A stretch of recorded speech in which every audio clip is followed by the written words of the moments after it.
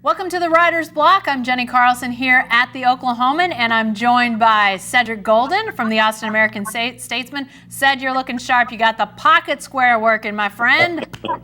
Working the pocket square and got my Prince purple tie on. His Royal Badness, R.I.P. Still my guy, even if he is dead. I'm telling you, things must be good down in Austin. You're feeling good, and I am too, but the NBA playoffs, at least as it relates to the local team here in Oklahoma City, it's over with. But, man, we're going to lead off today with the NBA playoffs because there's so much going on that people are talking about. Ced, clearly this Rockets-Warriors series has everybody's attention. So does Kevin Durant. What have you been impressed by as you've watched these two go at it? He's on an all-time heater right now. He just doesn't seem to miss much. I know he was at one point, he's averaging 40 points a game in his last 5, and I think he had like 29 in this one, so he's still around 40 a game over the last series or so, and just unstoppable. Added the mid-range game, shot to his game over the summer to go with the three-pointers. He's making his free throws, going to the hole, just having an absolute monstrous playoff so far. And Golden State, it appears that the memories of the Los Angeles Clippers are well behind them. They're up 2-0 in the series going into Saturday night in Houston, Game 3. And I get the feeling that the Warriors are probably going to win one of those and be up 3-1 because Kevin Durant is an alpha male on the court. I don't know if he's an alpha male to lead a franchise to a win. That's for another conversation for the Oklahomans. But as far as being on the same team with Steph Curry and Klay Thompson and Draymond Green and Andre Iguodala, starting 5 All-Stars, that's going to be hard to beat. Arguably the greatest starting 5 in the history of the league. Yeah, and it's interesting that in a year when Durant isn't anywhere close to the MVP discussion, he's asserting himself in these playoffs and making everybody sit up and say, hey, is this guy the best player on the planet right now? He's playing at that level. You even had Patrick Beverley, said you referenced that Clippers series. Patrick Beverley, after the series was over, basically saying, we tried everything, and he's just Kevin Durant. We can't do anything about it. And so he's playing great basketball. But, Cedric, I want to talk for a second about the way this officiating, refereeing cloud has come over these playoffs, because I don't know what you've seen, but I was watching, just had the TV on the other day during one of those mid-afternoon sports shows, and I happened to glance up, and they were doing a whole segment on Scott Foster, one of the NBA refs who reffed Game 2 of this series. This has become like its own sideshow to the whole thing, and yet it's sort of taken over the big top. Said this is not a good thing. When you have a guy like Kevin Durant playing at this level, playing against a guy that could win the MVP in James Harden, all these other series going on, and yet all we can talk about is the officiating. And that's bad, and this series may go down as one that's going to be more about the officiating than the play, and that's unfortunate. I hope that it doesn't go into that realm. Got to remember, Scott Foster had to throw out DeMar DeRozan in the previous series, Denver and San Antonio, because he called DeMar DeRozan for a foul, and DeMar threw the ball at him. Yeah. So that's how much players are upset or frustrated with Scott Foster. Chris Paul famously said, I wish that guy wasn't reffing my games. I got a problem with this guy. So there's history, and you don't want to be known as the guy that's infused with players. You kind of want to be the unknown, anonymous ref that they go, oh, yeah, he's a good ref. You want to be that guy. Yeah. You don't want to be a ref that's being called out in the media. And it's the same as a football deep snapper. You never want your name in the paper. Yeah. If your name is in the paper as a deep snapper, you're probably not going to be a deep snapper for long. No, that's true. Yeah, it's going to be interesting to see if the NBA takes any steps. I don't know if there's anything they can do as it's going on in the playoffs, but I have to think if this continues, if there's another dust-up like we saw in that first game of the Rockets-Warriors series that really became the story for days, if there's something else like that, you have to think in the offseason the NBA might be looking at what can we do? Is it, allowing officials more latitude to call technicals, to, possibly be ejecting guys more quickly in the regular season where you set a precedent and say, listen, we're not going to put up with anything. I just can't think the NBA is really excited about all these great games happening, and all that anybody wants to talk about is how the referees are not good, whether they are or not. People are always going to go with that. So it's just going to be fascinating to see how does this progress and what does the NBA do potentially after the season's over. All right, let's get on to segment 2. Let's go by the numbers this week. And Cedric, your number is $10,000. That's the amount of money that we are learning from this ongoing court case involving payments to players in college basketball. This is the amount that is alleged to have been paid by Arizona coach Sean Miller to Deandre Ayton every month. Cedric, what in the world is going on here? You know what it makes me wonder, Jen? I wonder what the football players are making, man. If the basketball players are making 10 G's a month, then the football players must be really raking it in. I just couldn't believe that story when I read it. And you got assistants dropping dimes on head coaches. And this time, what's weird is it's not a bag man that's doing Sean Miller's bidding. Apparently, Sean Miller was cutting checks or delivering a bag of money to DeAndre Ayton. That is a blockbuster story. And Sean Miller probably isn't the only coach that's doing it. He might be the only one who's dumb enough to not have a middleman, but I would be shocked if he didn't get the gate in Arizona. Let's keep it real. A lot of these schools are paying players to come play. I think there's a short list of schools that don't cheat. And those are probably the schools that aren't winning, frankly. So not saying Sean Miller should have done it, but I understand why he did it. Boy, this is, speaking of clouds hanging over things, this is one of those things that doesn't seem to be going away for college basketball. And, obviously the college basketball world wants to focus on what's on the court. And right now, so much is happening in a courtroom. I'm not sure people are as fully focused on it, clearly not as the games. But Cedric, I think you're right. I mean, so many, we've seen everybody from Sean Miller to Will Wade at LSU. There's been a lot of fingers that have gone out in this thing, and you wonder, yes, it seems like a lot of places are being sort of caught up in this. So you think, well, maybe this is just happening to some degree everywhere.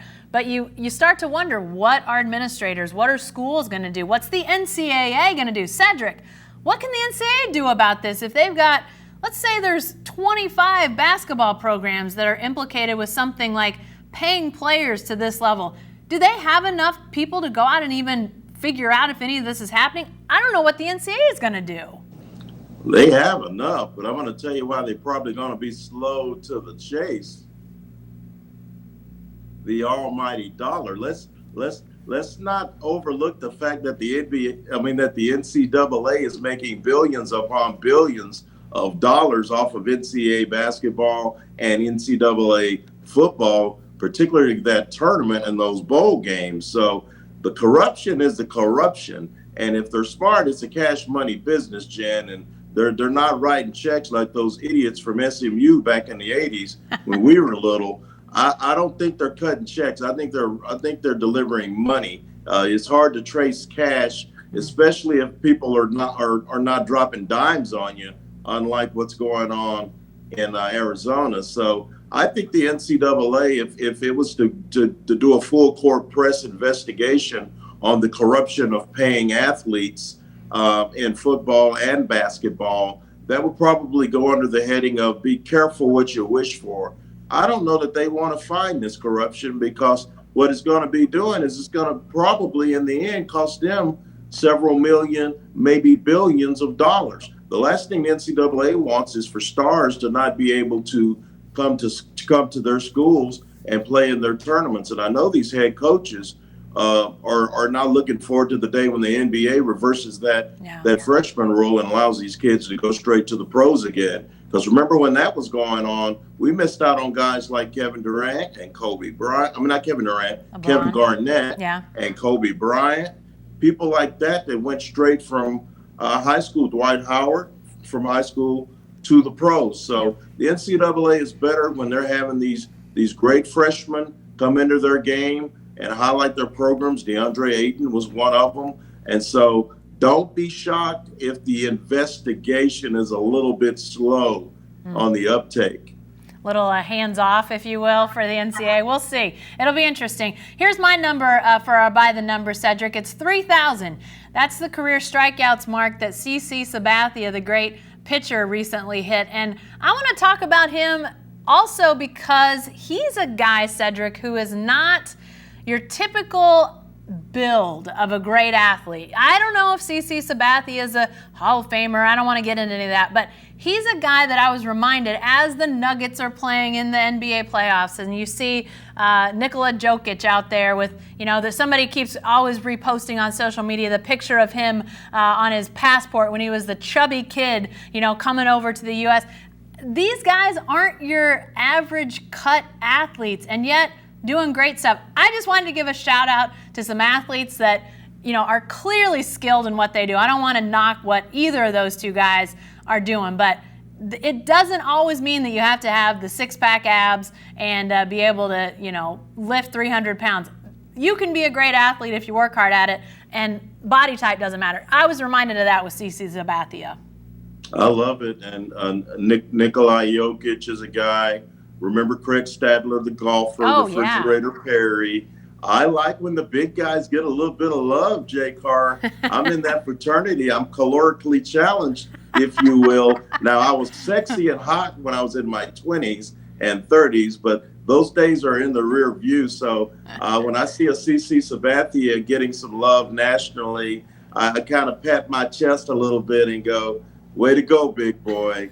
Keep it going for the big guys. We're watching. This Jokic kid is amazing. He's not a great athlete. He's a great basketball player. He knows what he's doing, and he gets it done. So you don't have to be built like Karl Malone or Kobe or Michael Jordan to be great, or even Barry Bonds. Let's not get into that one about body type. But CC Sabathia shows that even a big dude with more than 20% body fat can make his mark on a high level. Congrats to CC.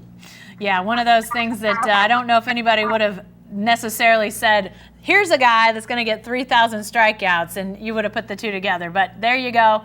Always interesting. All right, let's go segment 3, Cedric. And this week we are talking about living their best life. And you are going to be talking about a guy that you've seen for a lot of years, and he just retired. That's Jamaal Charles. Did a one-day contract with the Chiefs. What a cool deal. He got to go into Kansas City and retire as a Chief. All-time great for the Kansas City Chiefs. And news just came down this afternoon that his fellow Longhorn Derek Johnson, also a longtime member of the Chiefs, signed a one-day contract and is retiring. So those guys were great over this last decade in Kansas City on either side of the ball. The question is, Jamaal Charles, did he do enough to get into the Hall of Fame? He might have an outside chance. 5.4 yards a carry, Jenny, is tops all time in the NFL for running backs with a minimum of 750 carries. So Jamaal Charles was a touchdown waiting to happen.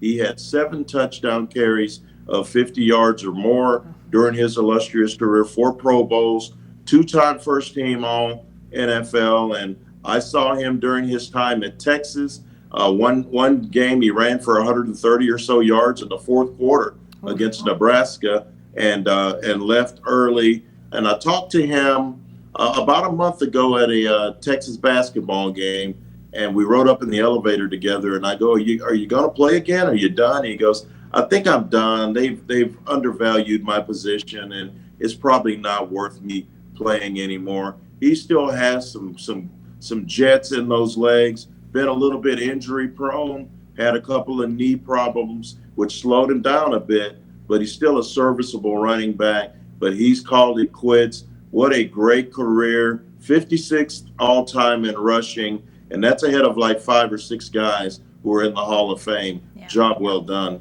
Yeah, for sure. He'll definitely be in that discussion for Hall of Fame. And, I just thought it was cool to see the way the Chiefs treated him when he did that one day with them. They had all their staff come and sort of give him a send-off, and really kind of a cool scene. Then he got to take a handoff from Pat Mahomes, who obviously he never played with. Patrick Mahomes just getting that first year under his belt a year ago with the Chiefs as the starter. But, to sort of have that symbolic moment, and I think Jamaal was out there in his suit coat and his dress shoes, and his son was out there with him. Just a lot of cool moments that I'm sure Jamaal Charles and his whole family will appreciate, not only in the moment, but years from now. I do want to, and talking about living their best life, I want to go the opposite, Cedric, with mine, and that's Vince Carter. Cedric, he's never going to retire. He's coming back. 22nd year in the NBA, Vince Carter. And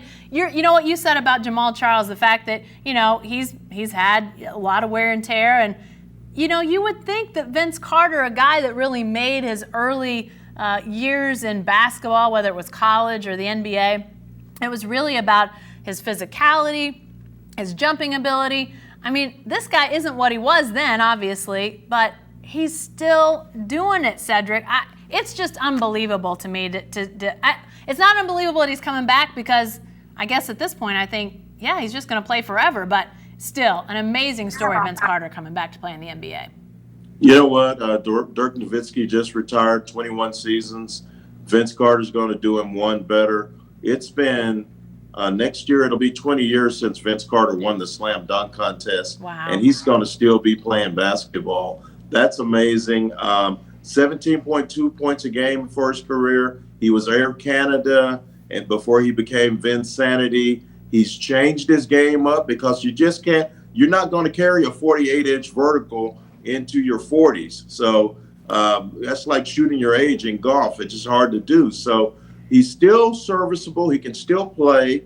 Jason Terry, I think, is still playing. Those guys are about the same age. I think Jet Terry's a little bit younger, but longevity is much easier nowadays because guys are staying in shape for 24/7, 365, 52 weeks a year. The nutrition is better. They're working out 4 or 5 days a week. So Vince Carter may be in his 40s, but he's probably got the body of a 32, 33-year-old guy, and that's allowing him to still be part of the NBA. I'll look at it this way. Why retire? I mean, I'm 10 years older than Vince Carter, and I plan on doing this for another 10 years. I would have hated for someone to come up to me in my 40s and tell me I needed to retire. So as long as you can produce, and as long as a team believes you're good enough to help them win games, why not? Shout out to Vince Carter, and for all the septuagenarians out there, we applaud you. I'm going to be old one day, and hopefully Vince Carter will still be playing. It's a tough gig. The NBA grind is tough. Yeah. The fact that he's able to do this at such an advanced age is great. Yeah, it's one of those things that makes you wonder, you bring up a great point about the nutrition and just the way that these guys live now and train all the time and are really, always in that mindset of how do I stay healthier longer? How do I maximize what I have? Sort of makes me think, Vince Carter at year 22, what are we pointing towards? I don't think it's going to become the norm that we see guys playing 20 plus years, even though Dirk was at 21, now Vince at 22. But what's the ceiling? Is it 25 years potentially? Is it more that a guy could play in the league? I don't know what the answer is, but I'm fascinated to see how long Vince Carter goes, because he's still playing minutes that matter. He's not just a guy sitting at the end of the bench. He's not starting, but he's not been relegated to just being a locker room guy. So it's really amazing to see, any type of pro career, 1 year, 1 month, 1 week. I mean, that's impressive. It's such a high bar. But to be playing for 20 plus years, now into year 22, amazing stuff. All right, Sed, that's all the time we've got this week for the Writer's Block. Thanks for joining us, and we'll see you next week.